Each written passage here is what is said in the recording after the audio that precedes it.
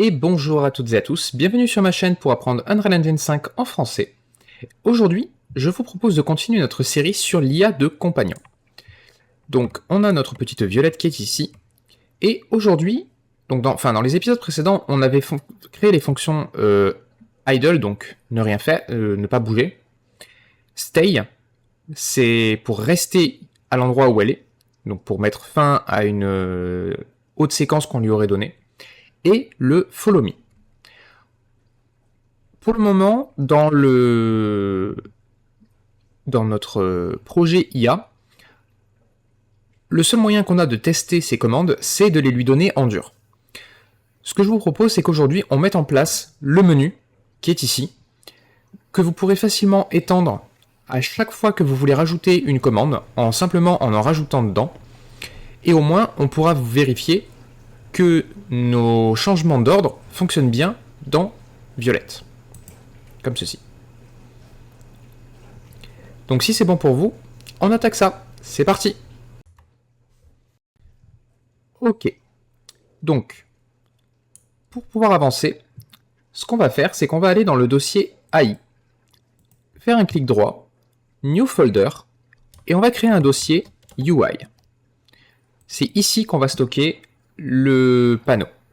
Pour ça, vous faites User Interface, Widget Blueprint, User Widget, WBP, underscore, companion, panel. Ça ira bien comme terme. Vous l'ouvrez. Alors ça, je vais le fermer. On verra ça plus tard. On va juste garder cela. On va mettre un canvas panel qu'on va adapter aux grands écrans, comme d'habitude. Et là-dedans, on va commencer par mettre une border. Donc une border, comme ceci.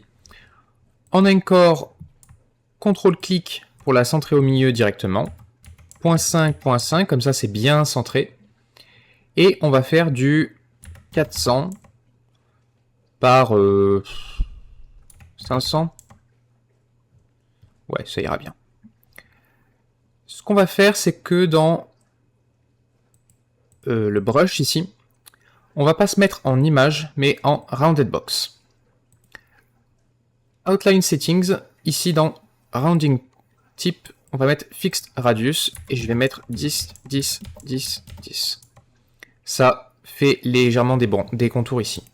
Je vais mettre 2 en largeur de bordure, et je vais lui donner une couleur plutôt grise, avec un alpha à 1. Et la tint ici, je vais la descendre, et je vais la mettre à 0.6. Voilà, ça va donner ça, ce cadre. Maintenant, on va mettre une vertical box dedans.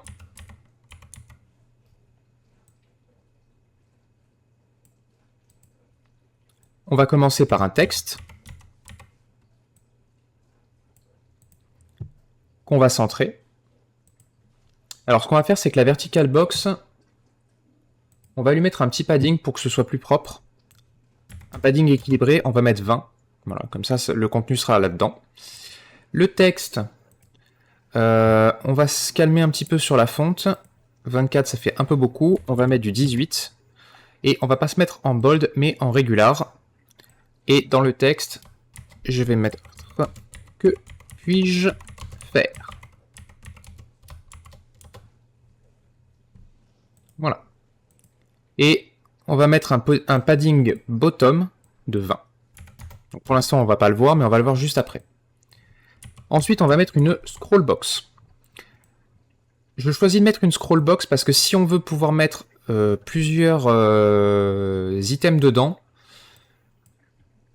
c'est mieux que de se limiter. Dedans, on va mettre une première size box. Et cette size box, je l'ai réglée uniquement au niveau du 8, puisque pour la largeur, je veux que ça soit pleine largeur. Et j'ai mis du 40, même si en soi on peut mettre du 30, ça suffit largement. Et padding bottom de 10 pour créer un petit écart entre les sizebox. À l'intérieur, on va simplement mettre un button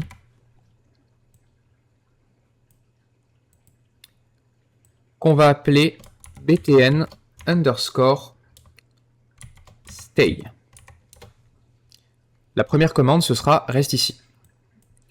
On va mettre un texte à l'intérieur. Et on va réduire à 16 également.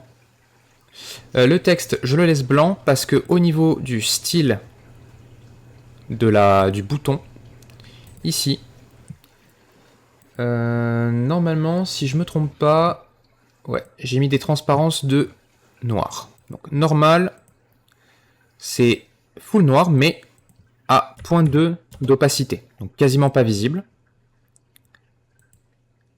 Hovered, c'est noir aussi, mais à 0.4.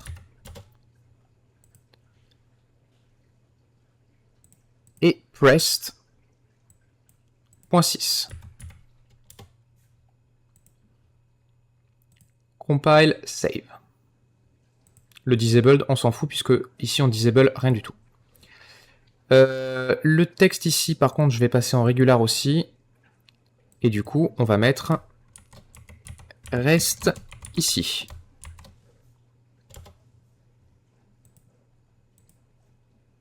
Vous savez quoi, on peut enlever les points. Reste ici. Je vais dupliquer la sizebox et on va créer le btn. Qu'est-ce qu'on a fait pour le moment? On a fait ça. On va faire follow. Enfin, ouais, follow. Et dans le texte, on va marquer suis-moi.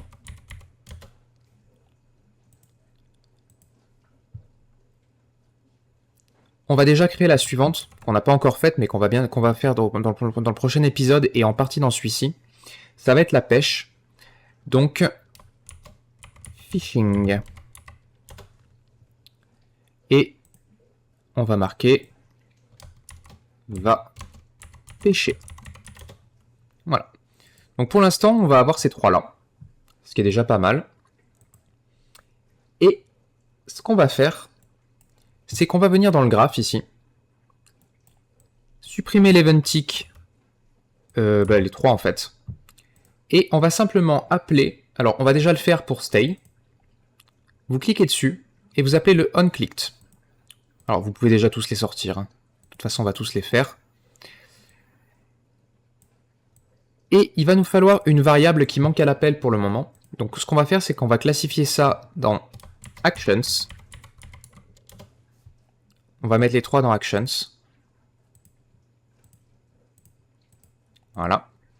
Et créer une nouvelle variable, companion ref, qui va être de type bp companion. Oui. Compile, save. C'est tout. Maintenant, si je prends mon companion ref ici pour stay, et que je fais set current... Ah oui, non, on n'a pas créé la fonction. Eh ben écoutez, si c'est bon pour vous, on va s'occuper de ça. C'est parti. Ok.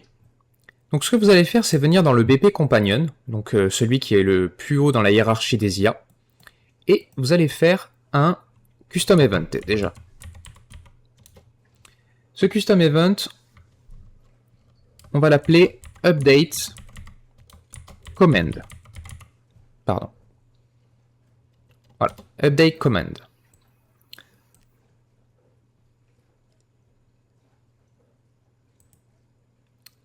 Il va nous falloir une variable ici, qu'on va appeler current command, justement, de type i underscore command.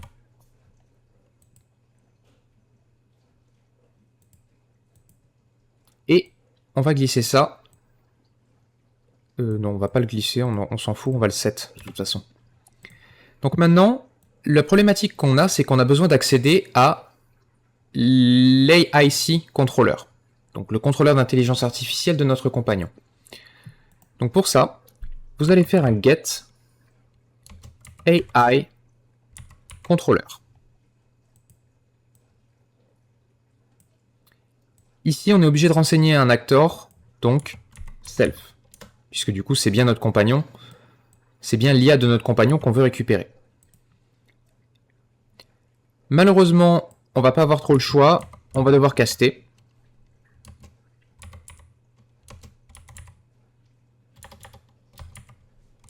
AIC compagnon.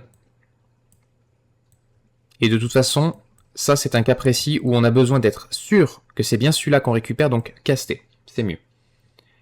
Et dessus, on va appeler la fonction set current command. Donc je rappelle, je vais le réouvrir pour vous montrer. C'est celle-là. D'ailleurs, ouais. Donc en gros, on appelle ça. Donc on va lui passer une commande, ça va changer la valeur de l'enum, et du coup, automatiquement, le behavior tree se mettra à jour lors de son actualisation. Donc dans le BP compagnon, on fait juste ça, et on va passer la current command.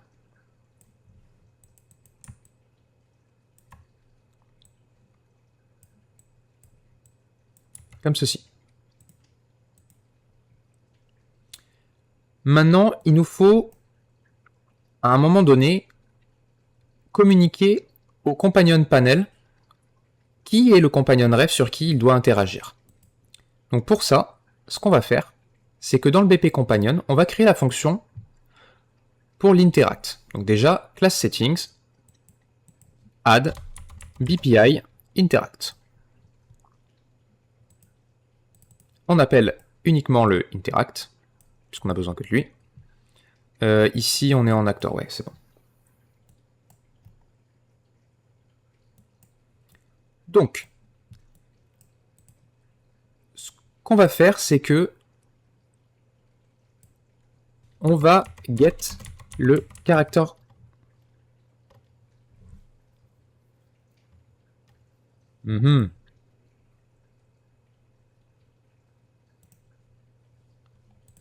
Ouais, ça marchera pas. Alors, get component, quoique. Attendez. Disable. Qu'est-ce que j'ai foutu? Ah oui, parce que moi je suis type caractère. C'est pas grave, on fait autrement. Get component by class. Puisque de toute façon, on sait que notre interactor, c'est forcément nous. Du coup, on peut accéder à notre character movement component.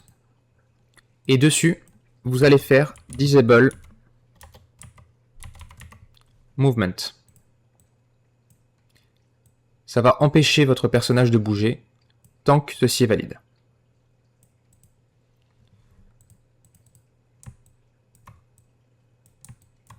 Hop là. Une fois que c'est fait, on va create le widget. Create widget. D'ailleurs, ça me fait penser, j'ai oublié dans le compagnon ici, mais instance editable et expose on spawn surtout. Parce que justement, on a besoin qu'ici, quand on met notre WBP compagnon panel, on a besoin de voir le compagnon ref apparaître ici. Et du coup, on peut tirer dessus à l'envers et faire self, puisque c'est une référence à nous-mêmes, puisqu'on est dans le compagnon.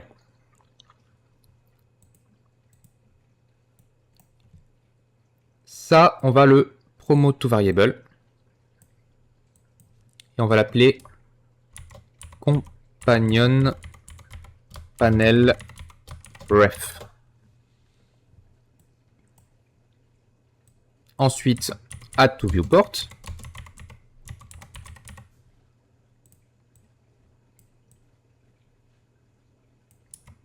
Voilà. Maintenant, get player controller.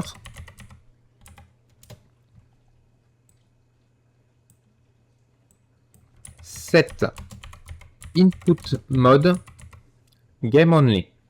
Game and UI.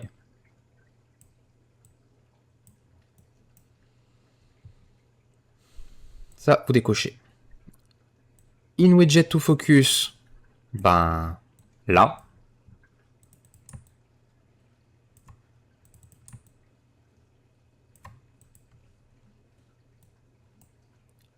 Et vous allez faire set ignore look input. Ça empêche la caméra de tourner quand on est en UI only, en game UI. Et bien sûr, set show mouse cursor pour qu'on ait le pointeur de la souris qui apparaisse.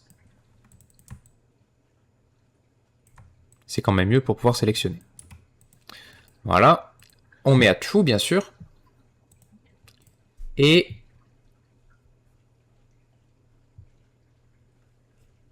ouais, ça va falloir le faire après. Donc, on va créer un deuxième custom event en dessous. Reset player movement. Et parce qu'une fois qu'on a fini, de donner l'action à Violette, il faut qu'on récupère nos mouvements. Donc, ce que vous pouvez faire, c'est tirer un câble directement depuis l'interactor là-haut. Non, même depuis ça. Set movement mode. C'est exactement ça.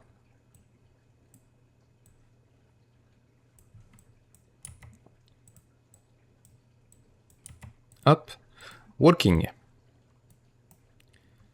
On récupère le player controller à nouveau. Et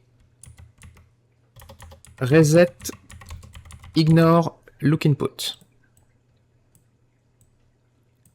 Ça nous rend le contrôle de la caméra.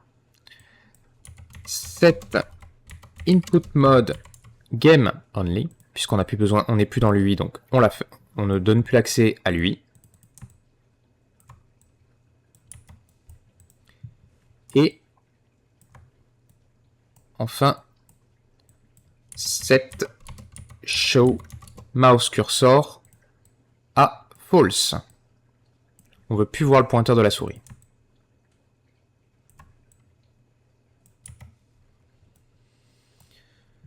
Ouais, j'avais mis un print string, mais on s'en fout un petit peu. Donc maintenant, dans le companion panel, depuis le companion ref,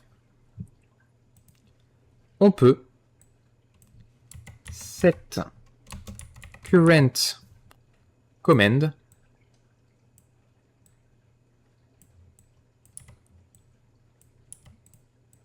alors ça, mettez-le en dessous parce qu'il y a d'autres choses à faire. Et ensuite, update command.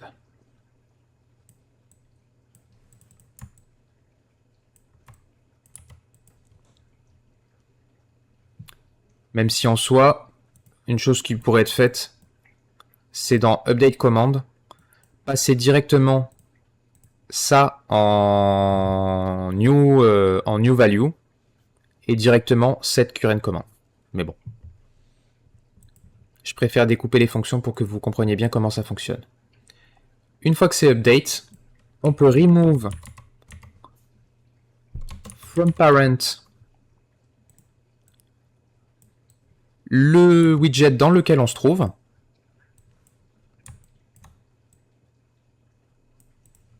Comme ça.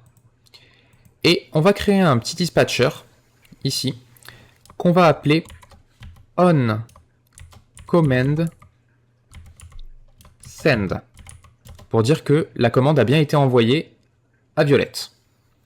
Et on l'appelle en bout de chaîne, ici. Du coup, maintenant, dans le BP companion,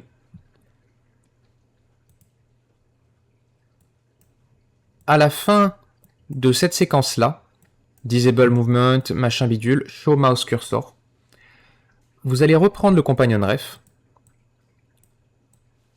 le companion panel, pardon.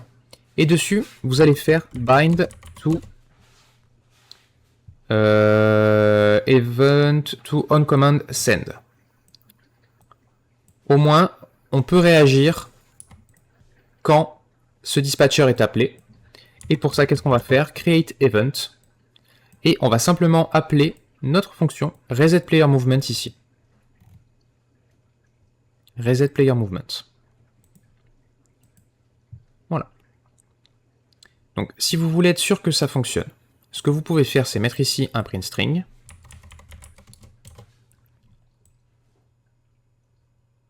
Avec un append. Et dedans, on va marquer commande envoyée.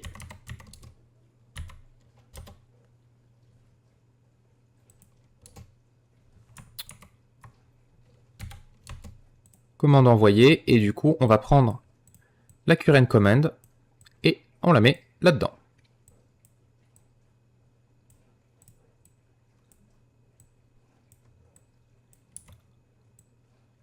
Hop là. Ça, de toute façon, on l'enlèvera après. Compile, save. Maintenant, on va vérifier si ça fonctionne. Ouais, on s'en fout de ça. Je suis en train de travailler dessus, c'est normal. Donc, vous inquiétez pas pour le blueprint compilation error, ça n'a rien à voir avec vous. Maintenant, si j'interagis avec elle, pourquoi je peux pas? Ah, oui. Quoi? Access non-trying to read real property interaction prompt.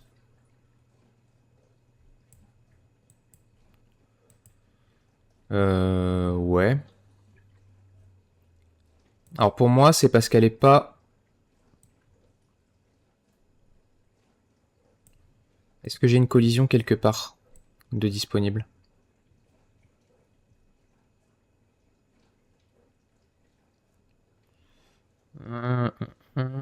Collision. Character mesh. Normalement, ouais. Ah non, visibility ignore. Donc custom block. Sur le mesh principal. Hein. Et maintenant, normalement... Voilà, j'ai mon menu. Donc reste ici, suis-moi, va pêcher. Si je fais suis-moi... Ah tiens, il y a un sous-sail. Ça on s'en fout, ça n'a rien à voir, c'est pour le système d'interaction, c'est parce que j'ai pas donné de prompt ici. Alors voyons voir. Ah oui, mais c'est parce que j'ai câblé que stay. Donc ce que vous pouvez faire, c'est que vous pouvez copier, coller les lignes, puisque du coup c'est toutes les mêmes pour le coup. Ce sera toujours la même chose. Simplement, ici, dans la liste, maintenant, il faut choisir la commande qui correspond. Donc stay here pour stay. Pour follow, c'est follow me. Et pour le dernier qui est en bas, c'est go fishing. Donc pour l'instant, go fishing ne fera rien. Donc on vient voir Violette. Suis-moi. Et elle vient.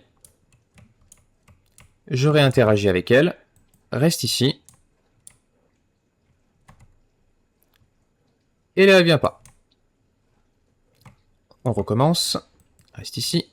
Non, pas reste ici, justement. Suis-moi. Et elle s'amène. Reste ici. Et voilà. Du coup, on a une UI qui est complètement fonctionnelle et parfaitement extensible.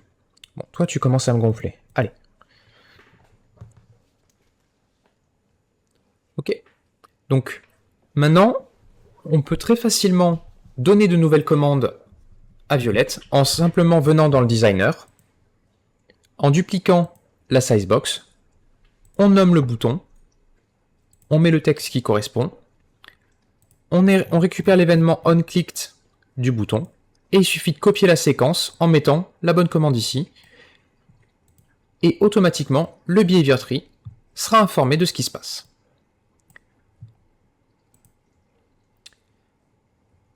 Du coup, avant de se quitter pour aujourd'hui, je vous propose qu'on mette un petit peu en place des éléments pour la vidéo de la prochaine fois, avec la mise en place du système pour la pêche.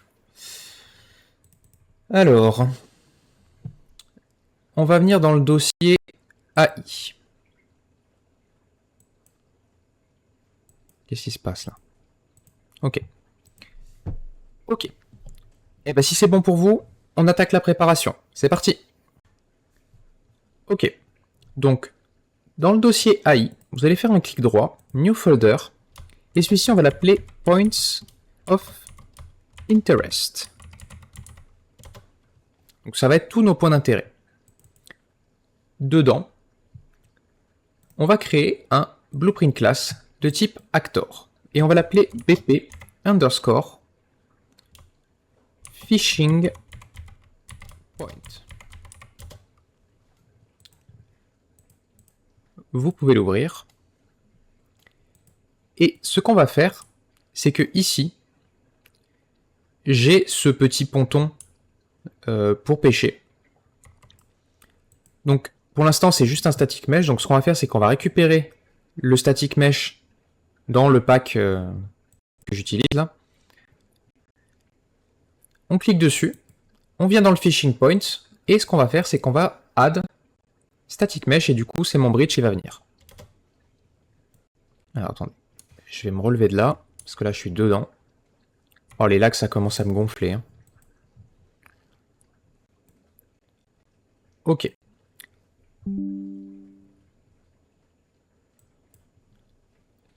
Et ce qu'on va faire, c'est que sur ce static mesh, vous cliquez dessus et on va ajouter un scene component, celui-ci, et on va l'appeler fishing location. Alors, ce que je vais faire, c'est que je vais le mettre ici au bout. Donc, on va essayer de venir par là. Et je vais essayer de me mettre dessus et pas dedans parce que sinon elle va bugger. Ouais. Ouais, voilà, c'est pas mal. Alors, par contre, je vais reculer un petit peu parce que des fois, elle se déplace et c'est un peu relou. Compile, save. Il n'y a rien à faire dans le graphe. C'est le fishing point, il est comme ça. Donc, on peut le fermer. Et maintenant, ce qu'on va faire, c'est qu'on va, on va remplacer mon ponton ici. Vous savez quoi, je vais copier la location. Je viens dans mon dossier AI.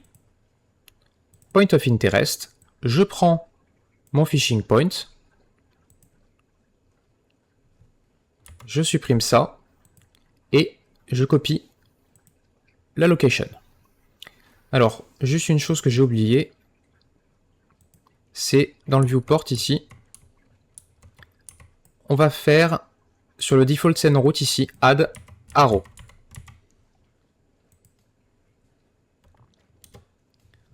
On va la monter.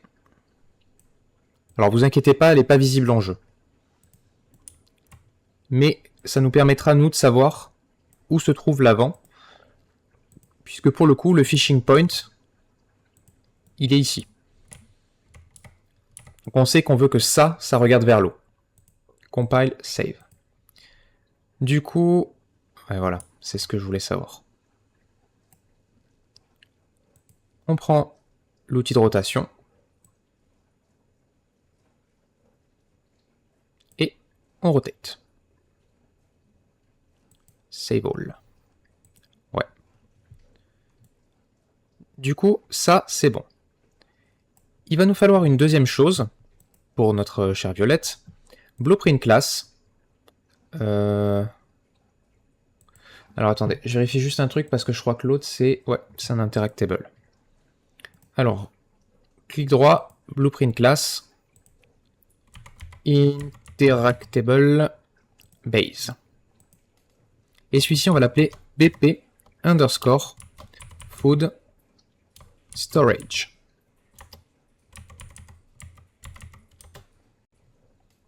Save all. Et vous l'ouvrez. Dans le static mesh ici, on va simplement mettre une caisse. Alors dans les assets environment, fantastic village, vous avez dans meshes, props, container, vous avez tout un lot de caisses que vous pouvez utiliser. Celles-ci sont ouvertes, donc les choisissez peut-être pas parce qu'on voit dedans et c'est pas fait pour de la poiscaille. Par contre, celle-là, elle est fermée. Donc on va prendre celle-là. N'importe quoi. On la met ici. Compile, save. Et on peut fermer les deux. Du coup, ce qu'on va faire, c'est que on va mettre ça là.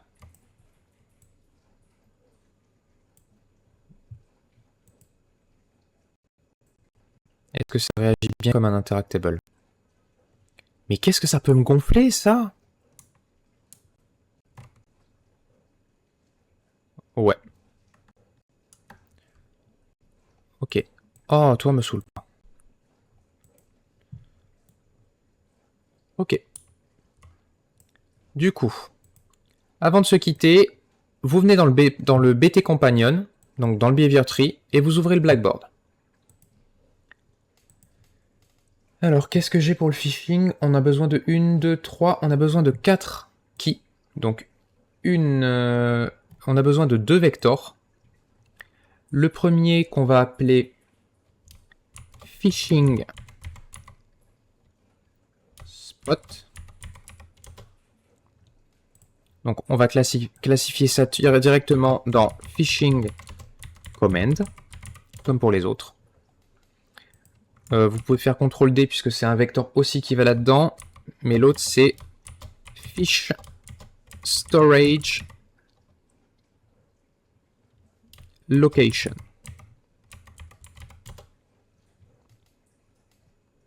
D'ailleurs, je suis en train de me demander.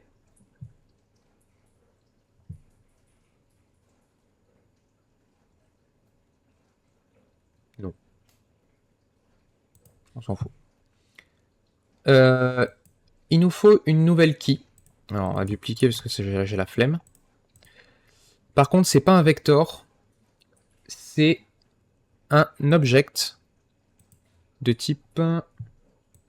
J'ai ciblé à quel point? Ouais, j'ai mis actor simplement. Donc un actor. Et ça, c'est le food storage. Donc ça, c'est l'objet. Ça, c'est sa position dans le monde. Ça, c'est l'objet. Même si move to food storage, ça peut fonctionner. Et enfin, la dernière chose qu'il nous faut, c'est un booléen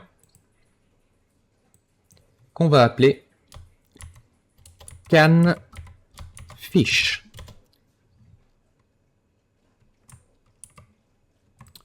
Putain, mais c'est pas vrai, hein.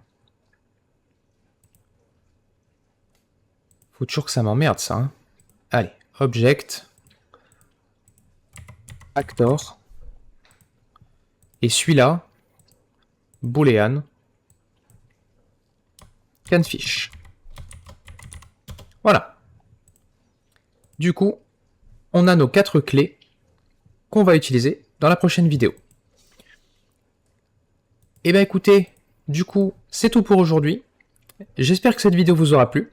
Si c'est le cas, n'hésitez pas à mettre un like, lâcher un commentaire, vous abonner à la chaîne, et on se retrouve très vite pour une prochaine vidéo. Bye bye.